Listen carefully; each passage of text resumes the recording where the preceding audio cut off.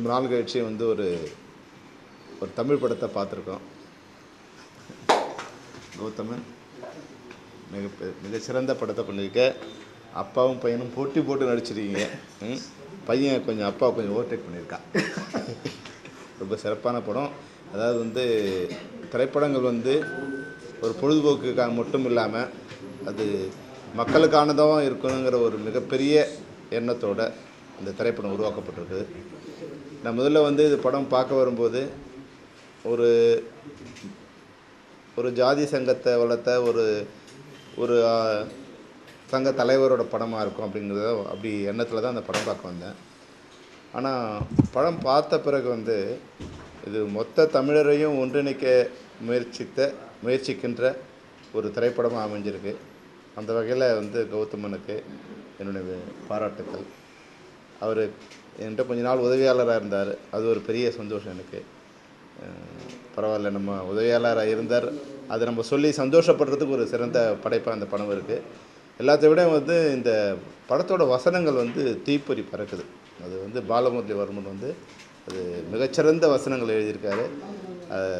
ஒரு வசனமும் வந்து அது வசனம் இல்லை, தமிழ்நாட்டுக்காக கொடுக்கப்பட வேண்டிய குரலாக அது வந்து தெரியுது.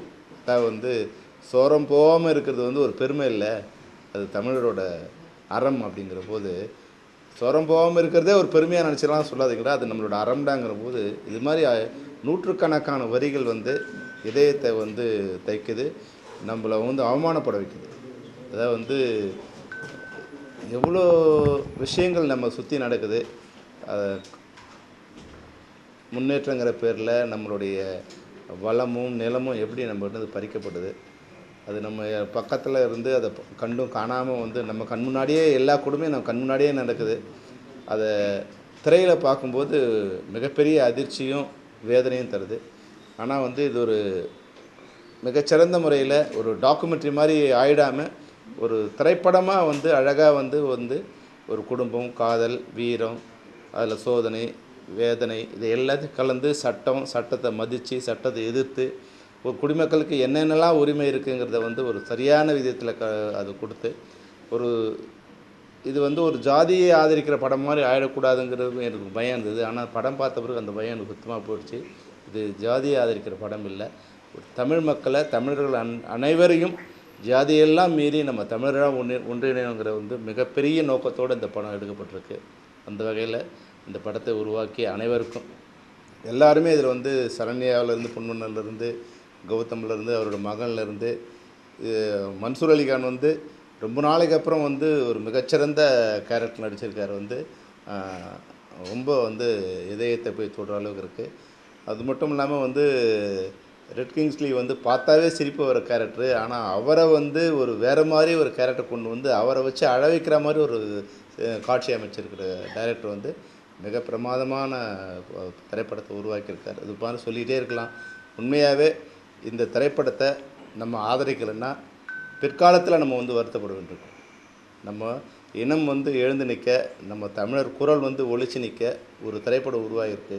இதில் அது சரியில்லை, இது சரியில்லை அப்படி மாதிரி வந்து குறைகள்லாம் சொல்லாமல் இந்த படம் நமக்கான படம், நம்மள சேர்ந்த ஒருத்தர் இந்த படத்தை எடுத்திருக்கா, அது நமக்கான படத்தை உருவாக்கியிருக்கான்னு தான் நம்ம வந்து சொல்லணுமே தவிர அதில் அங்கங்கே சிறு குறைகள் இருக்கலாம். ஏன்னா வந்து கௌதமன் முதன் முறையாக வந்து ஒரு இயக்குனராக மட்டும் இல்லாமல் நடிகனாக உருவாக்கிறார். வந்து அதில் வந்து சின்ன முதல்ல வரும்போது மெதுவாக வந்து அந்த படத்தில் வந்து ஒரு காட்சியில் தோன்றி கொஞ்சமாக வந்து அவர் வந்து ஐக்கியமாகறாரு. அப்புறம் கொஞ்சம் நேரம் கழிச்சு புதுமுகங்கிற ஒரு வந்து மறைஞ்சி போய் எனக்கு சில இடங்களை பார்க்கும்போது விஜயகாந்தை காப்பி அடிக்கிறாரோ ஒரு ஃபாலோ பண்ணுற மாதிரி எனக்கு தோணுச்சு. அதனால அந்த கண் அது எல்லாமே வந்து விஜயகாந்த் சார் வந்து எனக்கு நினைவுபடுத்துச்சு.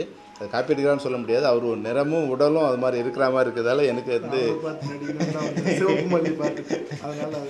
அதனால் அது மாதிரி தோணு இருக்குது. அது உண்மையாகவே வந்து எல்லாருமே மிகச்சிறந்த உருவாக்கியிருக்காங்க. அது மாதிரி பாடலும் இசையும் வந்து பின்னணியும் வந்து ஒளிப்பதிவும் தொழில்நுட்பத்துறையிலும் வந்து ரீதியாகவும் இந்த படம் மிகச்சிறந்த படம்.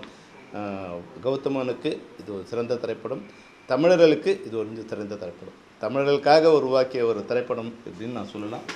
நன்றி, வாழ்த்துக்கள் கௌதம், வாழ்த்து. தேங்க்யூ.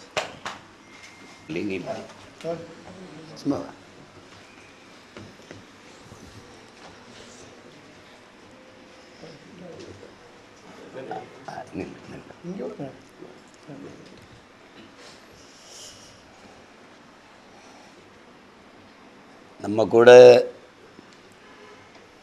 சமகாலத்தில் வாழ்ந்த ஒருவருடைய வாழ்க்கையை திரைப்படமாக்கும்போது அதில் எவ்வளவு கடினம் இருக்குங்கிறது எல்லாருக்கும் தெரியும். ஆனால் என் தம்பிக்கு அது ஒரு பயிற்சி இருக்குது. இதுக்கு முன்னாடி எங்களுடைய ஐயா வீரப்பனார் அவர்களை பற்றி ஒரு நெடுந்தொடராக சந்தனக்காடுன்னு எடுத்தார். அதுவே அதை எடுக்கும்போது எப்படி கொண்டு வருவார்னு எல்லாருக்கும் ஒரு எதிர்பார்ப்பு இருந்தது, ஒரு பயமும் இருந்தது. ஒவ்வொரு பகுதியும் அது நெடுந்தொடர் மக்கள் தொலைக்காட்சியில் ஒவ்வொரு பகுதியாக வரும்போதும் மிக நிறைவாக எதிர்பார்ப்போடு அதை படைச்சிருந்தார். அதில் படைத்த படைப்பாளி என் தம்பி கௌதமம், இதே என் தம்பி பாலமுரளி, இதில் ஐயாவை நடித்த தம்பி ராஜா எல்லோரும் இருக்காங்க. கடல் தாண்டி பல்வேறு நாடுகளில் அது பார்க்கப்பட்டு பாராட்டப்பட்டது. எல்லாத்துக்கும் மேலே எங்கள் உயிர் தலைவன் மேதகவி பிரபாகரன் அவர்கள் அதை பற்றி பேசிக்கொண்டிருக்கும்போது, நேரம் கிடைக்கும்போது நான் அதை பார்க்குறேன். ரொம்ப சிறப்பாக வந்திருக்குன்னா அப்போ நான் தம்பியை பற்றி குறிப்பிட்டு பேசுகிறேன். அப்புறம் அதை முழுக்க பார்க்கணுன்னு ஆர்வமாக இருக்குன்னொன்னே அப்போ நான் இங்கேருந்து வந்து வாங்கி அதை அனுப்பி வச்சேன். போர் சூழல், நேரம் கிடைக்கும்போது முடிஞ்சால் பார்க்குறேன் அப்படின்ற மாதிரி அவருக்கு இருந்த ஆர்வம் அதில். அதே மாதிரி இதுவும் ஒரு நம்மளோடு வாழ்ந்த ஒரு மகத்தான மனிதனுடைய வாழ்க்கை. எங்கள் அண்ணன் காடுவெட்டி குரு, எங்கள் அண்ணங்கிறதுல எங்களுக்கு ஒரு பெருமை. அது எல்லாரோடவும் மிக நெருக்கமாக அன்பாக பழகக்கூடியவர். அதில் என்னோடும் அதே அன்போடும் பாசத்தோடும் பழகியவர். பாட்டாளி மக்கள் கட்சியில் எங்கள் ஐயாவுடைய பாசத்திற்குரிய, அன்பிற்குரிய, நம்பிக்கைக்குரிய ஒரு தளபதியாக இருந்தும் கூட எங்களைப் போல சின்ன தம்பிகளிடத்தில் ரொம்ப அன்பு காட்டக்கூடியவர். அடிப்படையில் அவருக்கு தமிழ் மீது, தமிழ் பேரினத்தின் மீது பெரும் பற்று. அன்னை செல்வமணி அவர்கள் குறிப்பிட்ட போது காடுவெட்டி குரு அப்படின்னாலே ஒரு வன்னியர் சங்கத்தின் தலைவர், அவர் ஏதோ சாதியவாதி அப்படி தான் பார்ப்பாங்க. அதை கடந்து அவருக்குள்ளே இருக்கிற மானுடம், அவருக்குள்ளே இருக்கிற ஈரம் அசாத்தியமானது. தமிழ் பாதுகாப்பு இயக்கம் தொடங்கும்போது அதன் தலைவராக எங்கள் அண்ணன் திருமாவளவன் அவர்களை வைத்து, தம்பி இருக்கட்டும் நம்ம எல்லாம் இருந்து தமிழ் பாதுகாப்பு இயக்கத்தில் வேலை செய்யணும்னு செய்தது தான் எங்கள் ஐயா மருத்துவர் அவர்களும் எங்கள் அண்ணன் காடுவெட்டி குரு அவர்களும். வட மாவட்டங்களில் அதிகமாக அண்ணல் அம்பேத்கர் சிலையை திறந்ததில் வரலாறு மறைக்க முடியாது, மறுக்க முடியாது. எங்கள் ஐயா மருத்துவரும் எங்கள் அண்ணன் காடுவெட்டி குரு அவர்களும். 100 சிலை.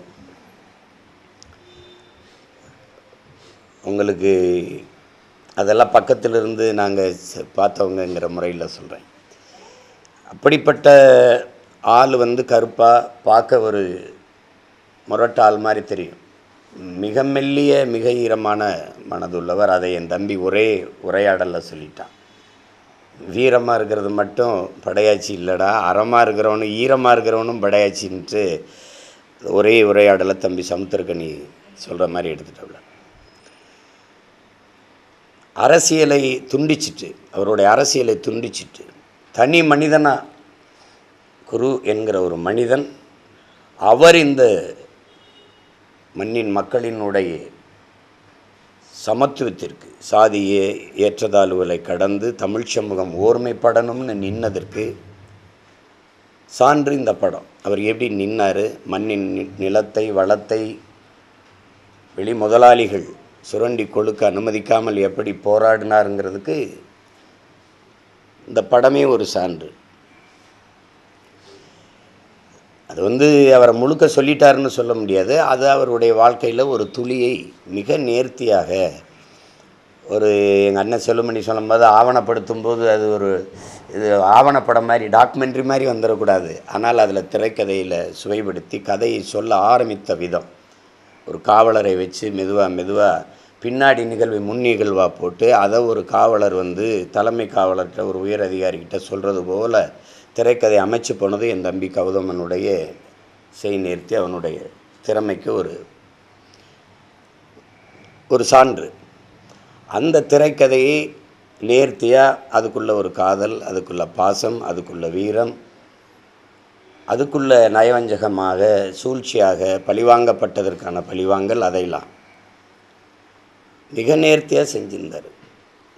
சொல்ல வந்ததை அவருடைய மனத்தின் ஓட்டத்தை திரையில் வடித்தது, காட்சிப்படுத்தியதோட மொழிபெயர்த்ததில் என்னுடைய தம்பி பாலமுரளிவர்மனுக்கு பெரிய பங்கு இருக்குது. அதில் சந்தனக்காட்டிலையும் அவன் திறமையை பதிவு பண்ணியிருந்தான். இதுலேயும் உரையாடல் வந்து அசாத்தியமானது. ஒவ்வொரு வார்த்தையும் வந்து ஒரு தத்துவ முழக்கம் மாதிரி பதிவு பண்ணியிருக்காப்புல.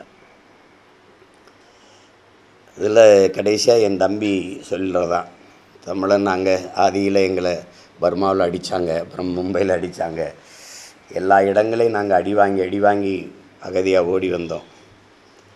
ஆனால் ஒரு இடத்துல தான் நாங்கள் திருப்பி அடித்தோம், அது தமிழீழ மண்ணில் தான். அதை தான் என் தம்பி சொல்கிறான், நாங்கள் எங்களுக்கு அடி வாங்கும்போது அடி வாங்கி குனிஞ்சவன் இல்லைடா, திருப்பி அடித்தது சந்தனக்காடு, அப்புறம் முந்திரி காடு, பிறகு வன்னிக்காடு அப்படின்னு. அறம் தோற்கும்போது மரம் பிறக்கும். அப்படித்தான் நாங்கள் அறத்தின் வழி நின்று வாழ்ந்த மறவர்கள். அது வீழ்த்தப்படும் போது எங்களுக்கு வழி இல்லை, அப்புறம் மரத்தை எடுத்து வீரத்தோடு போராட வேண்டியது வந்தது. அந்த பரம்பரையில் வந்தவர்கள்ங்கிறத எங்கள் மரபணுவிலே அந்த குணம் ஊறி இருக்குங்கிறத சொல்கிறோம். அதில் இந்த படத்தை பார்க்கும்போது எங்கள் அண்ணன் காடுவெட்டி குரு எப்படிப்பட்ட மாண்புமிக்க ஒரு மனிதர் அப்படிங்கிறது எல்லாருக்கும் தெரிய வரும். சாதியை கடந்து எப்படி மற்ற எல்லா சமூகங்களையும் நேசித்த ஒரு பேரன்புக்காரர், தமிழ் சமூகம் ஒன்றுபட்டு இந்த மண்ணிலே தலை நிமிர்ந்து வாழ வேண்டும் என்பது எவ்வளவு அவருடைய பெருவிருப்பம், அதையெல்லாம் இந்த படம் அந்த 2.25 மணி நேரத்துக்குள்ளே மிக அழகாக பதிவு பண்ணியிருக்கு. என் தம்பிக்கு நான் பாராட்டுவது, அவருடைய அரசியல் வாழ்க்கையை துண்டிச்சிட்டு தனிப்பட்ட பதிவே அவரை மட்டுமே கொண்டு போனதுங்கிறது ரொம்ப திறமையான ஒரு பதிவு. அதுக்குள்ளே ஒரு மனிதனுடைய வாழ்க்கைக்குள்ளே எல்லாத்தையும் சுருக்கி ஒரு 2.5 மணி நேரம் 2.25 மணி நேரத்துக்குள்ளே கொண்டு வர முடியுங்கிறது திரைக்கதைக்கு சவாலானது. அதை என் தம்பி கௌதமன் ரொம்ப சிறப்பாக செஞ்சுருக்காரு. இந்த இளம் வயதில் அண்ணன் குருவாக வந்த என்னுடைய மகன் தமிழ் கௌதமன் வந்து சிறப்பாக செஞ்சுருக்கான். அவன் அதுக்கு மெனக்கெட்டிருக்கான், அதுக்கான பயிற்சிகளை எடுத்து அவன் திறம்பட நடிச்சிருக்காப்புல. எங்கள் அண்ணன் செல்லுமணி பக்கத்தில் உட்காந்து அவனே படம் முழுக்க நடிச்சிருக்கலாம்னு நல்லா இருந்திருக்கும் போல இருக்க சிறாப்புல. உன் தம்பியை விட உன் தம்பி பையன் அது பின்னிருக்கானப்பா அப்படின்னு. ஏன்னா அவன் கொஞ்ச நேரம் வந்தாலும் அது அந்த கதையின் இதயமான பகுதியினால் அது ஈர்ப்பு அதிகமாகிடுச்சு. அவர் சொல்லும் போக போக திரைக்கதை ஓட்டத்தில் என் தம்பி எடுக்கும்போதே சொன்னதான், கடைசி போக போக போக போக கதைக்குள்ளே ஒன்றி கௌதம் நடிக்கிறாங்கிறத விட்டுட்டு எங்கள் அண்ணன் குருவையே நேரில் பார்க்குற மாதிரி எங்களுக்கெல்லாம் ஒரு ஈர்ப்பு வந்துட்டுது. அதில் கடைசி காட்சியில் போக போக இதே அப்போலோ மருத்துவமனையில் நான் எங்கள் அண்ணனை போய் பார்க்க போனதெல்லாம் அந்த நினைவுக்கு வந்து நான் அந்த இடத்துல ரொம்ப நெகிழ்ந்து ஒரு மாதிரி ஆயிட்டேன். நான் மருத்துவமனையில் நான் உட்காந்துருந்தது அந்த இதெல்லாம் ஓட ஆரம்பிச்சிடுச்சு. எங்கள் அண்ணனுக்கு இந்த நுரையீரல் தொற்று இதில் அவர் நினச்சிருந்தா 1 கோடியெலாம் பிச்சைக்கார காசு அறுவை சிகிச்சை பண்ணியிருக்கலாம். அவருக்காக கொட்டி கொடுக்க உலகம் முழுமைக்கும் தமிழர்கள் இருந்தாங்க. அவன் உண்மையிலே மாவீரன். ஏன்னா அன்னைக்கு இருந்த அடக்குமுறையில் இன்னொரு மாவீரன் எங்கள் தலைவருக்கு ஆயுதங்களை கடத்தி அனுப்பி அதனால் என்ன வந்தாலும் சந்திக்கலாம்னு இருந்த ஒரு வீரன். அதனால் சும்மா பேர் மாவீரன்னு மக்கள் சொல்லலை, மக்களுக்காக நின்ன வீரனுங்கிறதுனால உண்மையிலே மாவீரன் அவர். அவரை பற்றிய பதிவு வரும்போது எல்லாருமே நினைப்பாங்க, பொது சமூகமே என்ன நினைக்கும்னா குரு வன்னியர் சங்க தலைவர் தானே அப்படின்ட்டு. அவர் அதை தாண்டிய ஒரு மானுட பற்றாளர். வள்ளலார் மண் இல்லையா அது உலகம் கடந்து வென்று பெருநிலப்பரப்பை ஆட்சி செய்த பெருமன்னனினுடைய வாரிசுகள் நாங்கள். எந்த நிலத்தையும் நாங்கள் அடிமைப்படுத்தி ஆண்டோங்கிறது எங்கள் வரலாற்றில் செய்தி இல்லை. அந்த நிலத்தை அவங்களே ஆளை வச்சு கப்பங்கொட்ட சொல்லிட்டு வந்தது தான் எங்கள் பரம்பரை. ஆனால் எங்களை வென்று ஆண்டவர்கள் தான் தன் மக்களை குடியேற்றி கொடியும் ஏற்றி எங்களை அடிமைப்படுத்தி ஆண்டார்கள். தமிழரின் மரபு எந்த நிலத்தையும் எந்த இனத்தையும் நாங்கள் அடிமைப்படுத்தி ஆண்டது வரலாற்றிலே பதிவு இருக்காது. இது காரணம் அறம் சார்ந்து வாழ்ந்து நின்ற கூட்டம்ங்கிறது தான். அதை மிக நேர்த்தியாக பதிவு பண்ணியிருந்தார். அதில் என் தம்பி இறுதியாக சொன்ன உரையாடல் தான் மிக நெகிழ்ச்சியானது. ஒரு நாள் வருவாண்டா ஒருத்தன் இந்த தமிழ் சமூகத்தை ஓர்மைப்படுத்தி, அதை தான் என் தம்பி முத்துக்குமாரன் மரணிக்கும் போது சொல்லி போனான். அதே தான் எங்கள் அண்ணனுடைய இறுதி மூச்சும் அதுதான். இப்போ அது இன்றைக்கி தனிப்பட்ட முறையில் ஒரு மகனாக எங்கள் அண்ணன் குரு இருந்தால் இப்போ பட்டாளி மக்கள் கட்சிக்குள்ளே இருக்கிற இந்த பிணக்கு எல்லாம் சத்தியமாக இருந்திருக்காது. அதெல்லாம் நினைக்கும்போது வலியாக தான் இருக்குது. என் தம்பி கௌதம் எடுக்கும்போதே சொன்னால் அது ரொம்ப நல்லா வந்திருக்குது அப்படின்ட்டு. சரி நீ செஞ்சிரு அப்படின்னு. அவன் சிரமப்பட்டது எனக்கு தான் தெரியும். நான் 3 ஆண்டுகள் இருக்குமா 3 ஆண்டுகளாக சின்ன சின்ன முதலாளிகளை கொஞ்சம் கொஞ்சமாக குருவி சேர்த்த மாதிரி பணம் சேர்த்து அதை வச்சு எடுத்து இன்றைக்கி கொண்டாந்து திரைக்கு நாளைக்கு வரப்போகுதுன்னு நினைக்கும்போது ஒரு ஒரு ஒரு மகிழ்ச்சி இருக்குது. அது இது உறுதியாக இந்த படம் இல்லையும் ஒரு சில பகுதி படமோ ஒரு தொகுதி படமோ இல்லை. இது வந்து மறுமலர்ச்சின்னு என் தம்பி ஒரு படம் எடுத்திருந்தான் அம்மா அந்த பாரதி. அது ராசுப்படையாச்சி வச்சு அது ரொம்ப நெகிழ்ச்சியாக உணர்ந்தேன். அதை விடவும் இந்த படம் வந்து நிகழ்ச்சி. எங்கள் அண்ணன் குருவை தமிழ் சமூகத்தின் இளைஞர்கள் தெரிந்து கொள்வதற்கு வாய்ப்பு. இந்த மனிதனைப் போல நாமும் வாழணும், மக்களை மண்ணை நேசித்து அப்படின்னு இன்னொரு தலைமுறைக்கு கற்றுக் கொடுக்குற ஒரு படிப்பினையாக ஒரு பாடமாக இது அமையுங்கிறதுல யாருக்கும் மாற்று கருத்து இருக்க முடியாது. என்னுடைய மைத்துன தங்கர்பச்சான் அவர்களோட படத்தை பார்த்துட்டு ஒரு பதிவு போட்டிருந்தார். அதை இரவில் என் தம்பி அனுப்பியிருந்தான். அவன் சாதாரணமாக எந்த படத்தையும் பாராட்ட மாட்டான். அவனுக்கு பென்கரே சுமாரான படம் தான். பிரேவ் ஹார்ட் கூட என்ன எடுத்திருக்காம்போ இதெல்லாம் ஒரு படம்ங்கிற அப்படி தான் சொல்லுவான். அவன் ஒரு படத்தை பார்த்துட்டு கடிதம் எழுதியிருக்கிறான்னா உண்மையிலே அவன் திருந்திட்டான்னு அர்த்தம். ரொம்ப நெகிழ்ச்சியாக இருந்தது. அது எவ்வளோ பாராட்டினாலும் தகும். நான் நடுவால் நின்றுங்கிட்டு என் தம்பிங்கிட்ட என் மகனை 2 தம்பிகளையும் பாராட்டிகிட்டே இருக்கிறது ஒரு ஏதோ சொல்கிறாருன்னு நினைக்கலாம். ஆனால் படம் பார்க்கும்போது நாங்கள் சொன்ன அத்தனையும் சத்திய வார்த்தைகள்னு உங்களுக்கு தெரிய வரும். இது சில இழப்புகள் வந்து ரொம்ப மீள முடியாது. இது துயரத்தை தரும். மனசு தெரியும் எப்படியும் பிறந்தால் இறந்து தானே ஆகணுங்கிற யதார்த்தம் புரிஞ்ச மனிதர்களாக இருந்தாலும் சில உயிரிழப்பை வந்து ரொம்ப கஷ்டப்படுத்தும். அதில் ஒன்று எங்கள் அண்ணன் குருவுடைய இழப்பு. இன்னும் ஒரு 15-20 ஆண்டுகள் இந்த மண்ணுக்காக இருந்திருக்கலாம். அது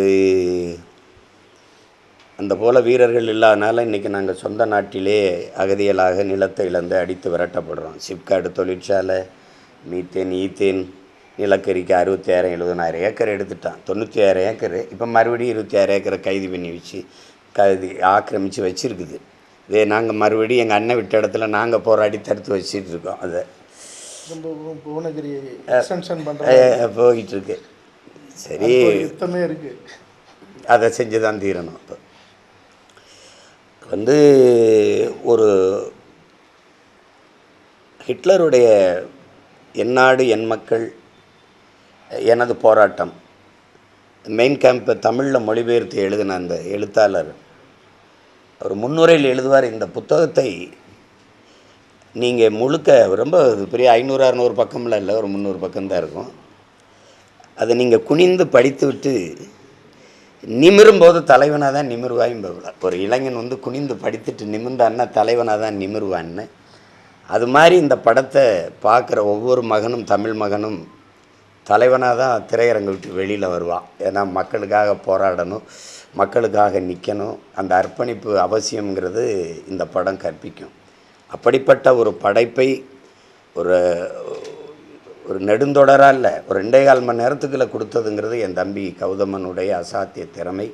அந்த திரைக்கதைக்கு அதை உரையாடலில் உயிர் கொடுத்து நிறுத்தியவன் என்னுடைய தம்பி பாலமுரளிவர்மன். தம்பி ஜிவி பிரகாசனுடைய பாடல்கள், அதுக்கு உயிரோட்டமான வரிகளை அவரை விட்டால் இன்றைக்கி எழுதுவதற்கு யார் இருக்கா? ஐயா. ஆமாம், உண்மையிலேயே முத்தமிழ் பேரரசர் அவர் எழுதியிருக்கிறார். எங்களுடைய உணர்வோடு கலந்து போன வார்த்தைகளை ஒரு வரலாற்று பதிவாக எழுதி கொடுத்து அதை தூக்கி நிறுத்திட்டார். அதுக்கப்புறம் பின்னணி இசை சாம்சேஸ் அது ரொம்ப நல்லா பண்ணியிருக்காங்க. நடன தம்பி தினேஷ் அவர்கள், அது சில்வா சண்டை சில்வா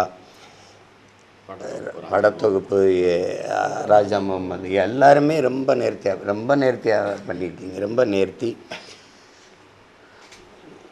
காடு வெட்டு குருவை பார்க்குற கதாநாயகனா அப்படின்னு நினைப்பீங்க. அவர் அதையும் தாண்டிய ஒரு குணம் கொண்ட ஒரு மனிதர். அவர் ரொம்ப நல்லா இருந்தது. அதில் எங்களுடைய மாமா இளவரசு, அந்த தம்பி கிங்ஸ்லி, அந்த பிரபாகர், அந்த நம்ம பாகுபலியில் நடித்த எல்லாருக்குமே நல்ல கதாபாத்திரங்கள் ரொம்ப நல்லா பண்ணியிருந்தாங்க. அண்ணன் மன்சூர் அலிக்கானது இதெல்லாம் மண்ணை மக்களை நேசிக்கிற ஒரு உண்மையான ஒரு தலைவனை, ஒரு மகனை விலை பேச முடியாதுங்கிறதுக்கு சான்று. விலை பேச அனுமதிக்கக்கூடாது அது அப்படிங்கிறதுக்கெல்லாம் அண்ணனுடைய வாழ்க்கை ஒரு சான்று. எங்களுக்கெல்லாம் ஒரு சமகாலத்தில் முன்னாடி நடந்து போன முன்னத்தி ஏறுது. அது எவ்வளவு பாராட்டினாலும் தகும். என் தம்பியை இதை துணிஞ்சு எடுத்தான். ஏன்னா அதில் ஒரு சின்ன பிழை வந்தாலும் அவன் தெருவில் நடமாட முடியாது. அது அவ்வளோ பெரிய பேராபத்து இருக்குது. எனக்கு தெரியும். உன்னை யார் இதை எடுக்க சொன்னதுன்னு வரும். ஆனால் அதை எல்லாரும் கொண்டாடுற மாதிரி எடுத்துட்டான். அது படம் படம்னு சொல்ல முடியாது, ஒரு வரலாற்று பதிவு. அது எல்லாராலும் நேசிக்கப்படும், போற்றப்படும், மாபெரும் வெற்றியடையும் படம். அதுக்காக நான் வாழ்த்துறேன், மன நிறைவோடு வாழ்த்துறேன். உலகமெங்கும் இருக்கிற என் உயிர் சொந்தங்கள் நமக்காக நின்ன ஒரு மகனினுடைய வாழ்க்கை பதிவாயிருக்கு. அதை பார்த்து வரவேற்று பாராட்டுங்கள். அதுபோல் நாமும் இந்த மண்ணுக்கு மக்களுக்காக வாழ வேண்டும் என்கிற படிப்பினையை பெற்றுக்கொள்ளுங்கள். அதுதான் இங்கே கற்றவை பற்றவை தான், தீயவை இதுதான் இருக்கிற கோட்பாடு. இதை என் தம்பி கபிலன் எழுதியிருப்பான். மாதிரி கற்றவற்றை பற்ற வைக்கணும். அதை என் தம்பி சிறப்பாக செஞ்சுருக்கான் கௌதமன். அவனுடைய உழைப்பு ரொம்ப அசாத்தியமானது. ஏன்னா 3 ஆண்டுகள் அதையே இருந்து கொஞ்சம் தொய்வு விட்டால், இடைவெளி விட்டால் படத்தில் திரைக்கதையில் தெரியும். கொஞ்சமாக நினைக்கும் போதெல்லாம் படப்பிடிப்பு வச்சோம்னா அது ஒரே சீருக்கு எடுத்துகிட்டு போக முடியாது. ஆனால் அவன் அந்த பொருளாதார நெருக்கடியில் சிரமப்பட்டாங்கிறது படத்தை பார்க்கும்போது தெரியலை. அவ்வளவு பிரம்மாண்டமாக படத்தை பதிவு பண்ணிட்டான்.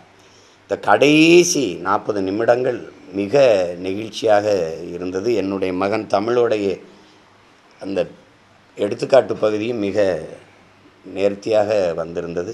சிறந்த படைப்பு. படைப்பை தந்த அத்தனை பேருக்கும், இப்படி ஒரு படத்தை எடுப்போம்னு ஆளுக்கு கொஞ்சம் காசு போட்ட என் அன்பு சொந்தங்கள் அனைவருக்கும் என்னுடைய அன்பும் வாழ்த்துக்களும். மறுபடி பாட்டு வெளியீட்டு விழாவில் சந்தித்தோம், முன்னோட்டு விழாவில் சந்தித்தோம்.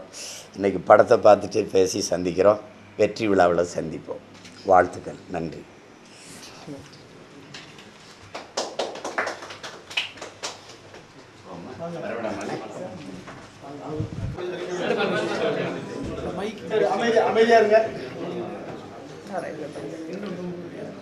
பத்திரிகையாளர்கள் அனைவருக்கும் வணக்கம்.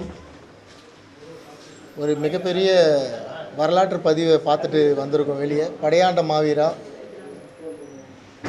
மருத்துவர் ஐயா உருவாக்கிய சமரசம் இல்லாத ஒரு போராளியோட வாழ்க்கை பதிவு இது வரைக்கும் இணையதளத்தில் இல்லை நீங்கள் மற்றவங்ககிட்ட பேசுகிறப்போ கூட மாவீரன் ஜெயகுரு அப்படின்னா உங்களுக்கு என்ன சொல்லி கொடுத்துருப்பாங்க அப்படின்னு அந்த எண்ணத்தையே முழுசாக மாற்றக்கூடிய ஒரு படைப்பை அண்ணன் கௌதமன் அண்ணன் படைச்சிருக்காங்க. நீங்கள் ஈஸியாக அவரை பற்றி சொல்லிட்டு போயிடுங்க, இவர் ஒரு ஜாதிக்கான தலைவர், ஒரு ஜாதி பிரச்சனை மட்டும்தான் பேசுவார்னு. அது அரியலூர் மாவட்டத்தில் போய் அங்கே அந்த வார்த்தையை நீங்கள் சொல்ல முடியாது. ஏன்னா அந்த மாவட்டத்தில் இருக்கவங்க எல்லாருக்கும் அவரை பற்றி தெரியும். வன்னியர் சங்கத்தில் உறுப்பினராக இருக்கிறவங்க அவரை பற்றி தெரியும். அதை தாண்டி அவரை பற்றின ஒரு பெரிய பிம்பம் மறைக்கப்பட்டிருந்தது. அது இன்றைக்கி உடஞ்சிருக்கு. படையாண்ட மாவீரா அப்படின்ற ஒரு மிகப்பெரிய பதிவு அவர் வந்து மொத்த தமிழ் சமூகத்துக்கும் அரியலூரில் வாழ்ந்த அந்த மக்களுக்கும் எந்த சமரசமும் இல்லாமல் ஒரு சட்டமன்ற உறுப்பினராக 2 தடவை தேர்ந்தெடுக்கப்பட்டாலும் கடைசியில் அவர் மறையிறப்ப எப்படி மறைஞ்சார், எந்த நிலையில் மறைஞ்சார் அப்படின்றதெல்லாம் அவர் இன்றைக்கி இருக்க தலைமுறைக்கும் அவர் கூட அவரோட சமகால தலைமுறைக்குமே பல பேருக்கு தெரியாததை வந்து மிகப்பெரிய பதிவு பண்ணிட்டாங்க அண்ணன். அது சாதாரண ஒரு பதிவாக இல்லை. எங்கள் சமீப காலத்தில் நான் பார்த்த பயோபிக் நிறைய இருக்குது, அதில் இது ரொம்ப முக்கியமான ஒரு பதிவு. ஏன்னா அவர் வந்து அவருக்காக ஒரு நாள் கூட யோசிக்காத ஒரு மிகப்பெரிய போராளி, இந்த மண்ணுக்காக யோசித்த ஒரு போராளி. எத்தனையோ பிரச்சனைகளை சந்தித்து 2 முறை தேசிய பாதுகாப்பு சட்டம் வாங்கி அவர் அந்த நுரையீரல் நோயில் இருந்தப்போ கூட ஜெயிலில் வந்து அவ்வளோ கஷ்டப்பட்டு திருப்பி வெளியே வந்து அந்த மக்களுக்காக குரல் கொடுத்த ஒரு மிகப்பெரிய போராளி அவர்.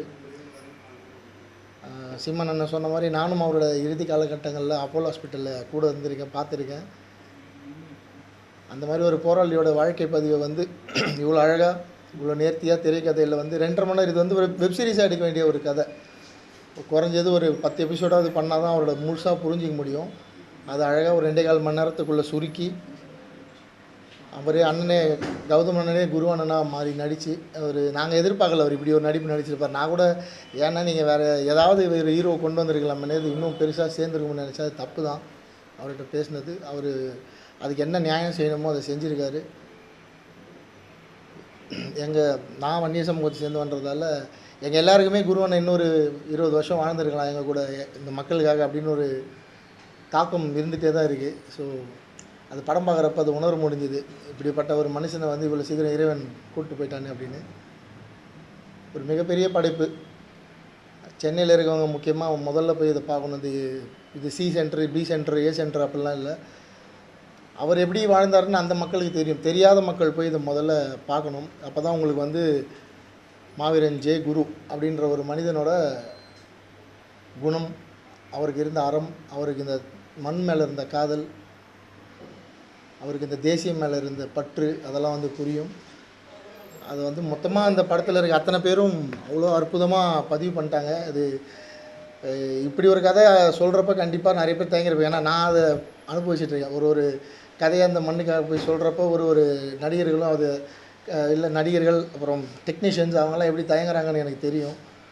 அதெல்லாம் தாண்டி சமுத்திரக்கனி அண்ணன், சரண்யா மேடம், மன்சோலிகான் சார், கிங்ஸ்டன் அண்ணன், இன்னும் பல நடிகர்கள் அந்த வில்லனை நடித்தவங்க அவங்க, அப்புறம் இதுக்கு இசையமைச்ச ஜிவி பிரகாஷ் சார், பாடல்கள் எழுதின ஐயா வைரமுத்து கவிஞர் அவர்கள், பின்னணி இசை பண்ண சாம்சியஸ் சார், இவங்க எல்லாருக்கும் நான் இந்த தருணத்தில் வந்து நன்றி சொல்லிக்கிறேன். இதுக்கு கேமராமேனாக ஒர்க் பண்ணவங்க, ஆர்ட் டைரக்டர், ஆர்ட் டிபார்ட்மெண்ட் பார்த்தவங்க, அண்டு இந்த படம் எடுக்கிறதுக்கு ஹெல்ப் பண்ண அத்தனை ப்ரொடியூசர்ஸ், அவங்க எல்லாருக்கும் நன்றி சொல்லிக்கிறேன். ஏன்னா இது ஒரு மிகப்பெரிய வரலாறு. இந்த படம் என்ன கலெக்ஷன் பண்ண போகுது, இந்த படம் எவ்வளோ பெருசாக போய் சேரப்போதெல்லாம் தாண்டி இது ஒரு மிகப்பெரிய பதிவு.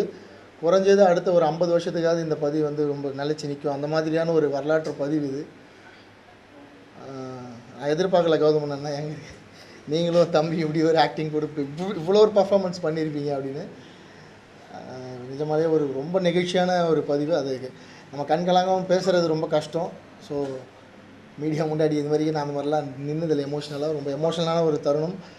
பெருசாக கொண்டாட போகிறாங்க வட மாவட்டத்தில் இந்த படத்தை. நான் ரெக்வெஸ்ட் பண்ணுறதெல்லாம் அதை தாண்டி மொத்த தமிழ்நாடும் மொத்த தமிழர்களும் இந்த படத்தை வந்து ஒரு தடவை பார்க்கணும். அப்போ தான் உங்களுக்கு வந்து அந்த மனிதனோட மாவீரன் ஜெய குருன்ற அந்த மனிதனோட போராட்டம் என்ன, அவர் வாழ்ந்த வாழ்க்கை என்னன்னு உங்களுக்கு புரியும். இன்னொரு தடவை அவரை பற்றி நம்ம எப்போயாவது தப்பாக பேசணுன்ற எண்ணம் வந்து உங்களுக்கு மறையும். ஸோ இந்த நோக்கத்தை வந்து வெற்றி எடுத்த அண்ணனுக்கே இந்த நேரத்தில் நான் என்ன சொல்கிறது, நன்றி தான் சொல்லணும். எங்கள் மொத்த வன்னிய சமூகம் சார்பாக கௌதமன் அண்ணனுக்கு இந்த தருணத்தில் நன்றி சொல்லிக்கிறோம். இந்த படத்தை பண்ணதுக்கு அத்தனை ப்ரொடியூசர்ஸ்க்கும் நன்றி சொல்லிக்கிறோம். எல்லாம் தைரியமாக இருங்க. இந்த படம் போய் மக்கள்கிட்ட பெருசாக சேரும், மிகப்பெரிய வெற்றி பெறும். வாழ்த்துக்கள் அவ்வளோ பேருக்கு. நன்றி.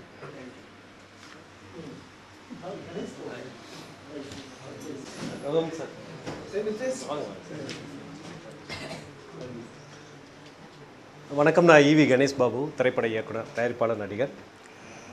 வா கௌதமன் அவர்களுடைய படையாண்ட மாவீரா இந்த படத்தை பற்றி பொதுவான வெளியில் ஒரு கருத்துக்கள் இருக்குது.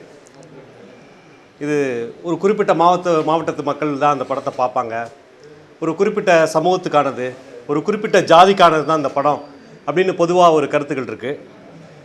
நான் வந்து எல்லா தரப்பு நண்பர்கள்ட்டையும் பழகிட்டுருக்கேன். தலித்திய சிந்தனை உள்ளவங்கள்ட்டையும் பழகிட்டுருக்கேன். ஆர்எஸ்எஸ் சிந்தனை உள்ளவங்கள்ட்டையும் பழகிட்டுருக்கேன். ஏன்னா எல்லாத்தையும் இருக்கிற அவங்களுக்குள்ளே இருக்கிற அந்த உள்ளார்ந்த உள்ள ஒரு மனிதன் இருப்பான்ல, அந்த மனிதனோட நான் நெருங்கி பழகுவேன். அதனால் வந்து சில பேர் என்னை வந்து இவன் வந்து ஜால்ரா அப்படின்லாம் சொல்லுவாங்க. அதையும் தாண்டி நான் வந்து எல்லாரையும் மனிதனாக தான் பார்க்குறேன். அந்த வகையில் வந்து இந்த நிச்சயமாக வந்து வா கௌதமன் அப்படி ஒரு ஜாதி படம் எடுத்திருக்க மாட்டார் அப்படின்னு எனக்கு உறுதியாக தெரியும். ஒரு குறிப்பிட்ட ஜாதியை உயர்த்தி குறிப்பிட்ட ஜாதியை மட்டப்படுத்தி அப்படி எடுத்திருக்க மாட்டார் அப்படின்னு தெரியும். இருந்தாலும் இந்த படம் வந்து சாதாரணமாக வெளிவரல. இது வந்து வயிற்றில் வந்து கொடி சுற்றிக்கிட்டால் எப்படி ஒரு குழந்தை வெளியில் வர்றதுக்கு எவ்வளோ பெரிய போராட்டம் இருக்குமோ அது மாதிரி இந்த படம் வெளியில் வர்றதுக்கு பல கட்ட போராட்டங்களை சந்தித்து இந்த திரைப்படம் வெளில வந்திருக்கு. அரசாங்கம் வந்து இந்த படம் சம்மந்தப்பட்ட அந்த கூறுகள் எல்லாம் வந்து உண்மையிலே நடந்திருக்கா அப்படின்னு மிக தீவிரமான ஆராய்ச்சி செய்து அந்த ஆவணங்கள்லாம் பரிசீலனை பண்ணி அரசாங்கம் வந்து இது சம்மந்தப்பட்ட ஆவணங்கள் அன்னைக்கு வந்து அந்த பேப்பர்ஸ் அந்த நாளிதழ்கள் இது எல்லாத்தையும் உறுதிப்படுத்தி அதிகாரிகள் எல்லாம் உறுதிப்படுத்தி அதற்காக ஒவ்வொரு கட்டமாக தாண்டி தான் இந்த திரைப்படம் வந்து இன்றைக்கி வந்து மக்களுடைய பார்வைக்கு வந்திருக்கு. இந்த திரைப்படம் வந்து ஏதோ ஒரு ஒரு ஒரு சமூகம் ஒரு ஜாதி அப்படின்னு நினச்சிட்டு இருக்கவங்க எல்லாருமே இப்போ நேற்று கூட என்னுடைய ஒரு நண்பர் வந்து அந்த படத்துக்கு மாற்று சிந்தனை உள்ள ஒரு நண்பர் வந்து வா கௌதமன் அவர்களை வந்து ரொம்ப கடுமையான வார்த்தைகளை திட்டினார். அவர் வந்து ஒரு ஜாதி படம் எடுத்திருக்கிறார் அப்படின்னு சொல்லி. ஆனால் உண்மையிலேயே வந்து இந்த படம் அப்படி இல்லை. இந்த படம் வந்து ஒரு கல்வி தான் வந்து எல்லா மக்களையும் அந்த ஜாதி ஏற்றத்தாழ்வு இல்லாமல் சமமான ஒரு இடத்துல வைக்கும் அப்படின்னு இந்த கதை நாயகன் சொல்கிற மாதிரியான ஒரு கருத்து இந்த படத்தில் இருக்குது. அந்த வகையில் வந்து இந்த படத்தை வந்து நீங்கள் ஏதோ ஒன்று நினச்சிட்டு வராமல் போயிட்டீங்கன்னா இழப்பு வந்து கௌதமனுக்கு இல்லை, உங்களுக்கு தான். ஏன்னா வந்து ஜாதி என்ற பெயரில் சொல்லப்பட்டு இன்று நடக்காத ஏதோ ஒரு விஷயத்த 20 வருடம் முன்பு நடந்த ஒரு விஷயத்த சொல்லிட்டு இருக்கிற இன்னைக்கு வர்ற சில ஜாதி படங்களுக்கு மத்தியில் அப்படியே ரத்தமும் சதையுமா நடந்த உண்மையை இது எல்லாருக்குமான மனிதனா ஒரு சமூகத்துக்கான மனிதனா இல்லாமல் ஒரு வட்டத்துக்குள்ளே ஒரு முட்டைவாசியாக ஒரு கூட்டுக்குள்ளே சிக்கும் மனிதனாக இல்லாமல் எல்லாருடைய ஒட்டுமொத்த தமிழர்களுக்கு மட்டுமில்ல இந்த மண்ணில் வாழக்கூடிய அனைவருக்குமான வேற மனிதன் இந்த மண்ணில் வாழ்ந்தாலும் கூட அந்த மனிதனுக்கான ஒரு உரிமையை போராடக்கூடிய ஒரு கதை நாயகனா வா கௌதமன் அவர்கள் இந்த படத்தில் நடிச்சிருக்காரு. அவர் அந்த குரு அவர்களுடைய அந்த கதாபாத்திரம் எப்படி உருவாக்கப்பட்டிருக்கு, அதில் எவ்வளோ உண்மை இருக்குது, அந்த குரு எந்த அளவுக்கு இந்த நாட்டுக்காகவும் மண்ணுக்காகவும் இந்த மக்களுக்காகவும் இந்த அடிப்படை உரிமைக்காகவும் போராடினார் அப்படிங்கிறத ரொம்ப உணர்வுபூர்வமாக சொல்லியிருக்காங்க. நிச்சயமாக இந்த படத்தை தமிழ்நாட்டில் உள்ள அத்தனை மாறுபட்ட கருத்து உள்ளவர்களும் இந்த படத்தை பார்த்தீங்கன்னா நிச்சயமாக வந்து குரு அவர்கள் மீதும் வா கௌதமன் அவர்கள் மீதும் நிச்சயமாக ஒரு மிகப்பெரிய மரியாதை ஏற்படும். இந்த படத்தை தவறாமல் தேட்டரில் வந்து பாருங்கள். அது மட்டும் இல்லை, இந்த படத்தோட ரிலீஸ் ஆகக்கூடிய மற்ற படங்களும் வந்து ரொம்ப நல்லா இருக்குது அப்படின்ற ரிவ்யூ வந்திருக்கு. இந்த படத்தோட சேர்ந்து ரிலீஸ் ஆகிற எல்லா படமுமே நல்லா ஓடணும். என்னுடைய வாழ்த்துக்கள். நன்றி. எல்லோருக்கும் வணக்கம். கௌதம் சாரை வந்து எனக்கு மகிழ்ச்சின்ற ஒரு படத்தில் அறிமுகமாகி ரொம்ப நட்பானார். இன்றைக்கி அந்த மகிழ்ச்சி எனக்கு வந்து மிகப்பெரிய நெகிழ்ச்சி ஆயிடுச்சு. அதாவது நெருப்பு அப்படின்னு சொன்ன ஒரு கதாபாத்திரம் அந்த இளைஞனாக நம்ம தம்பி தமிழ் வெளியில் வரும்போது நீரிலிருந்து வருவார். அதுவே அந்த இடத்துலையே வந்து அது ஒரு பெரிய நிகழ்ச்சியாக இருந்தது. அந்த ஒரு விஷயம் வந்து எனக்கு ரொம்ப பிடிச்சிருந்தது. அதாவது யதார்த்தமாக நடந்த ஒரு கதையை இவ்வளோ யதார்த்தமாக மிகைப்படுத்தாமல் சினிமாவுக்கான ஒரு தன்மையும் இருந்தும் சினிமாவுக்கு ஒரு தன்மை இல்லாத மாதிரியும் கொஞ்சம் கூட, அதாவது துணை நடிகர்கள் கூட இவ்வளோ பிரமாதமாக நடிப்பாங்கன்னு நான் ரொம்ப எதிர்பார்க்கவே இல்லை. அதுவும் சின்ன வயசு கேரக்டரு பெரிய ஆள் ஆன பிறகு அதே முகஜாடையிலேயே இருந்தது. பெரிய வியப்பாக இருந்தது. அந்த ஒரு கர்ப்பிணி பெண்ணை வந்து போலீஸ்காரங்க அடித்த அதே பெண் வந்து இன்னொரு சமயத்தில் அந்த எமோஷனலை காட்டும்போது அது ஸ்பிரிட்டு கொஞ்சம் கூட குறையாமல் இருந்தது. எப்போதுமே வெற்றிங்கிறது வந்து நம்ம மட்டும் பண்ணுறதில்ல, நம்ம கூட இருக்கிறவங்க எல்லாரும் சேர்ந்து பண்ணும்போது தான் அது மாபெரும் வெற்றியாகுது. அப்படி ஒரு பெரிய வெற்றியை வந்து கொடுத்துருக்காரு. இது வந்து ரொம்ப நாள் கழித்து நரம்பெல்லாம் துடிக்கிற ஒரு ஃபீலிங்கை நமக்கு கொடுத்துட்டாரு. எனக்கு சார் செல்வமணி சார் சொன்ன மாதிரி இன்னொரு விஜயகாந்த் தான் எனக்கு. இப்போ ஒரு விஜயகாந்த் இல்லாத இடத்த இனிமேல் அவர் கண்டிப்பாக நிரப்புவார்னு நினைக்கிறேன். அவரை பார்க்கும்போதெல்லாம் அந்த ஃபீலிங் இருந்தது. அப்புறம் தூரமாக வந்து அந்த பனியனில் இருக்கிற அந்த சட்டையெல்லாம் எனக்கு வந்து விஜயகாந்தா இல்லை கௌதம் சாரான்னு ஒரு ஃபீலிங் வந்துச்சு எனக்கு. ஆனால் இது நமக்கு ரொம்ப நாளுக்கு முன்னாடி வந்த படங்கள் மாதிரி இருந்தாலும், ஆனால் அதுதான் உண்மை. ஒரு ஒரு பெரிய ஒரு வீரனுடைய கதையை இந்த மாதிரி உள்ளவங்க வந்து வெளியில் கொண்டு வரும்போது, அவங்களோட உண்மையான விஷயம் நமக்கு தெரியும் போது நமக்கே ஒரு பெரிய ப்ராப்ளம் வருது. அதாவது சில நேரங்கள்லாம் அந்த ஃபேக்ட்ரியை காட்டும்போது நம்ம மனசில் பதபதைக்குது. ஏன்னா அப்போ ஒரு நிஜமான மனிதர்களுக்கு எப்படி இருந்திருக்கும், தன்னோட இனத்தையும் தன்னுடைய குணத்தையும் தன்னுடைய ஃபுல் ஆதாரத்தையும் அவங்க இழக்கிறாங்க. அப்படிங்கும்போது அதை எவ்வளோ எமோஷ்னலாக எடுக்க முடியுமோ, எந்த இடத்துலையுமே எமோஷ்னல் குறையில, ஆரம்பத்திலிருந்து முடிவு வரைக்கும் அப்படியே ஜிவ்வுன்னு போகிற மாதிரி ஒரு ஃபீலிங்கை கொடுத்துருந்தாரு. அது ரொம்ப நாள் கழிச்சு, அதாவது துப்பாக்கி சண்டைகள் கலாச்சாரத்தில் இப்போ இருந்தாலும் அவர் ஒவ்வொரு சமயமும் அவர் எடுக்கும்போது அந்த மரக்கட்டையை எடுத்து வீழ்த்தும் போது தான் வந்து அவருடைய அந்த பலம் ரொம்ப அருமையாக சூப்பராக ஒரு தெரிஞ்சது. இந்த நேரத்தில் வந்து நான் வெளியில் வரும்போது கூட அவர் அந்த ஒரு ஃபீலிங்லாம் பார்த்தேன். தம்பி தமிழை கூட அப்படி தான் பார்த்தேன். ஒரு எமோஷ்னலோடு தான் அவங்கள என்னால் இப்போ பார்க்க முடியுது. வீட்டுக்கு போய் தான் அந்த எமோஷனல் எனக்கு முடியும்னு நினைக்கிறேன். நன்றி, வாழ்த்துக்கள். தேங்க்யூ. இதில் சில படங்கள்லாம் வரைஞ்சேன் நான். அதனால ஆமாம், ஃப்ளாஷ்பேக்கில் வரைஞ்ச படம் வரைஞ்சேன். சின்ன வயசுலேயே ஓவியம். இப்போ இந்திய அளவில் இருக்கிற உலக அளவில் இருக்கிற விரல் விட்டு நன்றி சார், நன்றி, தேங்க்யூ. வந்து எங்களோட நின்னதுங்கிறது மறக்க முடியாது. என்னை விட இந்த படம் வெளியே வரணும்னு போராடின வழக்கறிஞர் டீம் இவங்க. ராஜேஷ், ஹசன், ஆமாம், எல்லாம் இவங்களுடைய ஹெட்டு என்னுடைய உயிர் நண்பர் பிரபாகரன். அவர் வந்து எல்லா காலகட்டத்திலையும், நான் ஜல்லிக்கட்டு போராட்டமாக இருந்தாலும் சரி, கத்திப்பாராவாக இருந்தாலும் எல்லாத்துக்குமே ஒரு ரூபா கூட வாங்காமல் இந்த படம் வரைக்கும் அவர் உலகத்திலே முக்கியமான வழக்கறிஞர். தமிழ்நாடு, இந்தியா இல்லை எல்லா நாடுகள்லேயும் போய் வழக்காடுறவர். அவருடைய ஜூனியர்ஸு. இந்த நேரத்தில் என்னுடைய பேரன்பிற்குரிய சகோதரர் பிரபாகரன் வழக்கறிஞர் அவர்களுக்கும் என்னுடைய தம்பிகளுக்கும் என்னுடைய நெகிழ்ந்த நன்றியை தெரிவிச்சுக்கிறேன்.